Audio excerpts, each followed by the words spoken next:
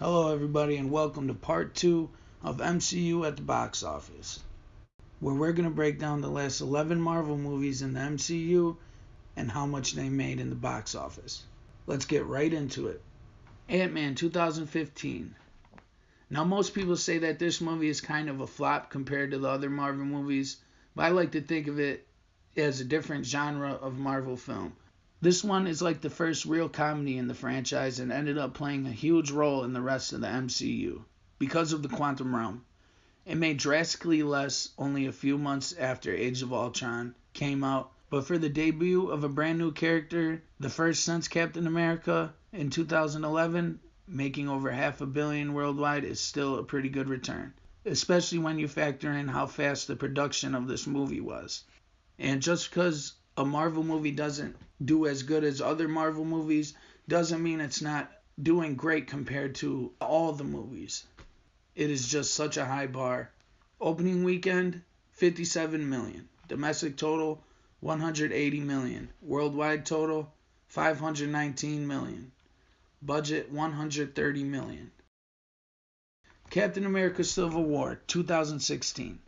Even though this is a Captain America movie, it felt more like an Avengers movie to fans.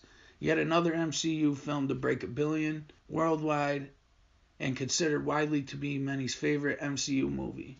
Between the fact that this is the first Marvel Studios movie with their version of Spider-Man and the fact that they had at least 12 superheroes in it, combined for one spectacular film. In my opinion, this is the third best film in the franchise. Opening weekend, 179 million. Domestic total, 408 million. Worldwide, 1.153 billion. Budget, 250 million. Doctor Strange 2016. Doctor Strange just confirms the layout for further films. When a franchise consistently makes more than $500 million on every new character movie, then it gives them a lot of leeway to bring in obscure characters and turn them into household names. Marvel Studios is now pretty much guaranteed to make at least $500 million on each film they make. Doctor Strange is no different. It is the first one that brings the mystic arts to the MCU. Even though they're origin story movies, they still bring a strong punch of action to each one of them, which is a hard thing to do considering they still have to tell the story, build the storyline, before they can start putting a lot of action scenes in. But they found the perfect balance, I think. Opening weekend, 85 million. Domestic total, 233 million. Worldwide total, 678 million. Budget, 165 million. Guardians of the Galaxy Volume 2, 2017. Rolling right along in the Guardians of the Galaxy 2, which greatly surpassed the original Guardians at the box office. Even though they benefited from a May box office that wasn't very competitive that year, making just shy of $1 billion worldwide is a very, very good sign.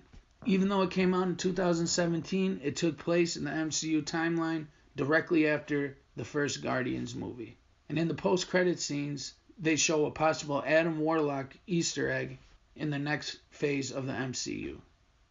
Opening weekend, 146 million. Domestic total, 390 million. Worldwide total, 864 million.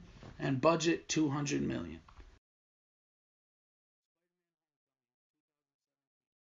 In Tom Holland's first full-length movie as Spider-Man, he absolutely kills it. Most people, now when you ask them who's their favorite Spider-Man, they say the MCU version, Tom Holland. And even though the Spider-Man character technically belongs to Sony Pictures at the time of this movie, I think the fact that Marvel Studios was behind it really boosted the character and gave a fresh point of view for the actors. In my opinion, this one set the table for many future films with Spider-Man, because he is truly the teenage version of the friendly neighborhood Spider-Man that everyone loves, and I think the MCU is going to run with that. Opening weekend, 117 million. Domestic total, 334 million. Worldwide total, 880 million. Budget, 175 million. Thor Ragnarok, 2017. The best Thor, in my opinion. Director Taika Waititi, who also plays Korg, absolutely killed it with his authentic take on Thor. Another one just shy of $1 billion, making the third movie in a row almost to break $900 million, which is ridiculous, by the way. This was one of the biggest strokes of genius by Marvel, I think, because they took the character franchise for Thor and completely turned it on its head and made a way better version, which fans absolutely embraced. Opening weekend, $120 million. Domestic total, $315 million. Worldwide total, $854 million. Budget, $180 million. Black Panther 2018. What can I say besides wow? Amazing movie with even more amazing results at the box office. Coming in not that far from $1.5 billion, Black Panther was an instant success. Being the first big-time African-American superhero in the MCU was a great addition to the universe, and something I think they should have done a long time ago, but I give them credit for making it happen. And the fans definitely show their appreciation for it too. With more movies on his contract, plan on seeing Black Panther on the big screen very soon in the next phase of the MCU. Opening weekend, $202 million. Domestic total, $700 million. Worldwide total, $1.34 billion. Budget, $200 million.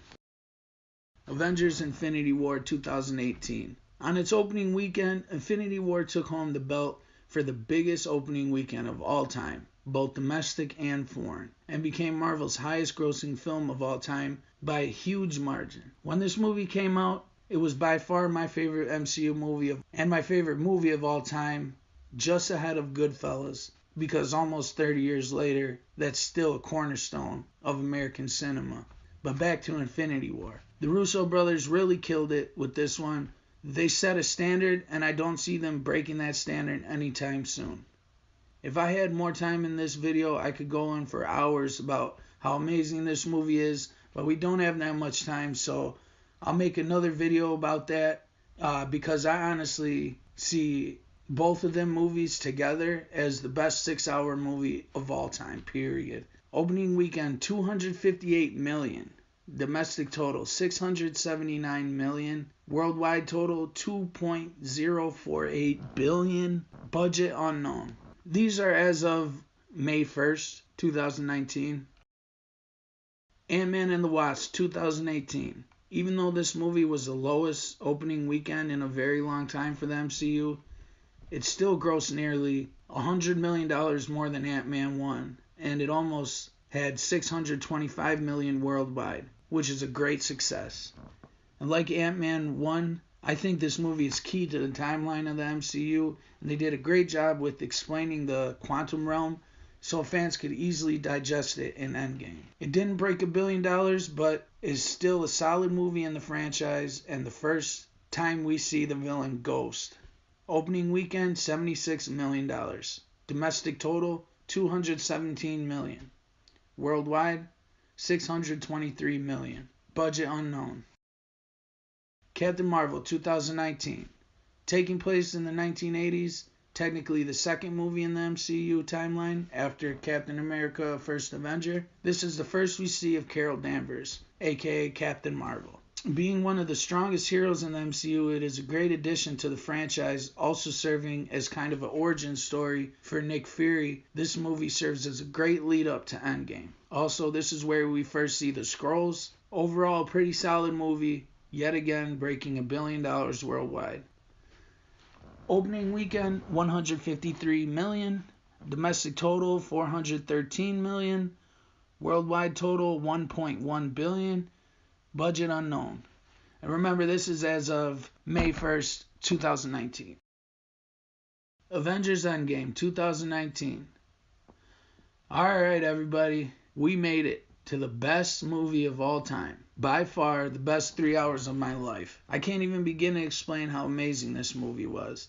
They packed so much stuff into 3 hours that I have no idea how they did it. Serving as an end for many characters and a beginning for many more in the MCU, this movie had so much fan service, it was ridiculous. From Thor wielding 2 hammers to Captain America wielding 1. From Professor Hulk to Fat Thor. There's just so much to love about this one, and I also love how the trailers for the movie gave away pretty much nothing about the movie. All the trailers pretty much took place in the first 45 minutes of the movie, and the Russo brothers did an amazing job of not giving away anything. Like I said, Avengers Endgame combined with Infinity War is probably the best hours of cinema ever made. Alright guys, that about does it for this video. MCU at the box office. I hope you enjoyed it. Feel free to comment down below. What's your favorite MCU movie and why? Thanks for watching Infinity Gauntlet Daily. And if you're new to the channel and you want to catch all your Marvel, DC, and entertainment related stuff, start now by subscribing and clicking the bell so you don't miss a thing.